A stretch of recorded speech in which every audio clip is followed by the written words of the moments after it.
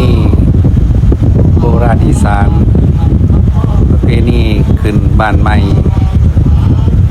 ของพี่น้องชาวอีสานทางบ้านสะพู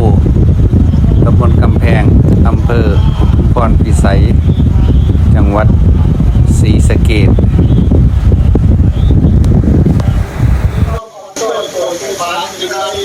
สนาบดีไปยังดูทุกสวัสดิตลอดสมัยที่ในเธอเราบ้างแล้ว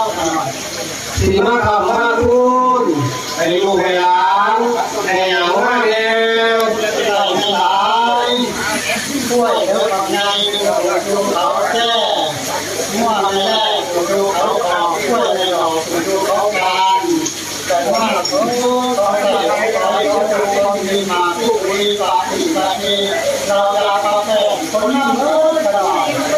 วัวกล้วยต่างหน้าอะไรมาพอแก่นั่นยังมีอย่างอีกในบ่อพุทธป่าเจ้าดาวไหลเข้าน้องหมดตัวกระหน้าก็นำผู้ด้วยเลยมาพอก็นำผู้ด้วยเลยมาอยู่ดีมีแห้งเลยมาพอมาบ้านหลังนี้เป็นบ้านเศรษฐีใหญ่เป็นบ้านผู้มีใจบุญผู้มีศีลมีธรรมบ้านนี้มีศีลมีธรรมกันบ่โอ้ยหล่อเลยมีธรรมแท้ระหว่างบ้านก็มีธรรม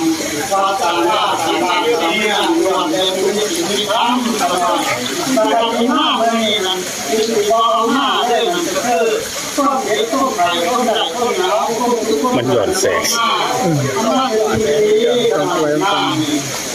การหน้ากลุ่มมาพูดในหลักฐานมีศีลมีธรรมการเชิญมาทุ่งเงินทุ่งบ้านนี้หน่อยเชิญครับเชิญ